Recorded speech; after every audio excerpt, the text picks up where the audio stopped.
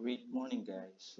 So today we will be continuing our lecture on the deformation strains, and we're now on this topic, the infinitesimal strain tensors. Okay, infinitesimal strain tensors are just approximate values derived from the finite strain tensor. Okay, so we notice here that in the finite strain tensor, there's a product term here that can actually be neglected since this is very small. If we're talking of very small displacement, then the product will actually be negligible. So what remains are these two expressions, summed, okay, and multiplied by 1/2, which is exactly the definition of your infinitesimal strain tensor here. So in the Lagrangian description, this is simply 1/2 of J transpose plus J, or simply this 1/2 of this displacement gradient. No? Okay. So in the material description, okay, and of course in the Eulerian or the spatial description, it's simply 1/2 of K transpose plus K. So let's take a look now on the relative displacement. If we are going to refer to the previous lecture, we note that the differential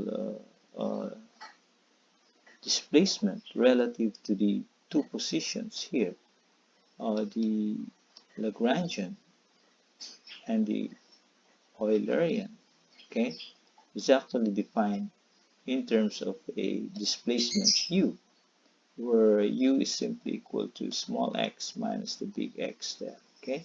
So the original minus the final description, and if we want to extend it to a point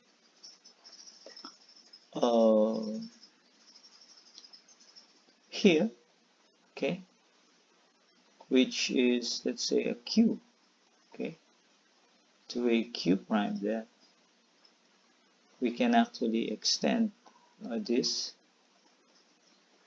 as your x plus dx, and this becomes your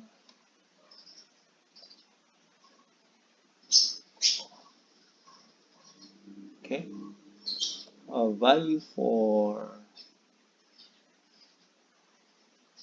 this will be capital Dx. Okay, so this is now dx triangle. Okay, this is simply a small dx there and a small d big X there, with the differential u defined on the basis of this differential change in position. So this is now du is equivalent to simple dx minus d capital X.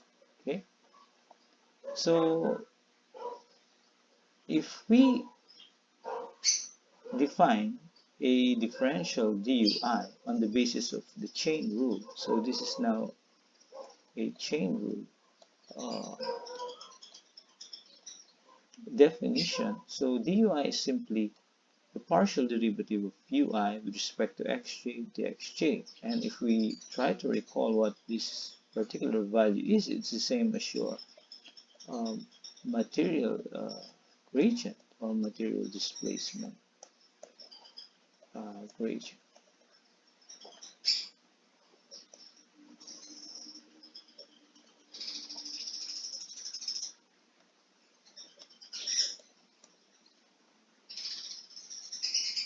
Okay, so this j here can actually be substituted to note that dui is simply j dxj, and if we are trying to decompose the j value here in terms of two tensors which are symmetric and skew symmetric, then this will now pertain on the linear component of the tensor, and this will uh, perhaps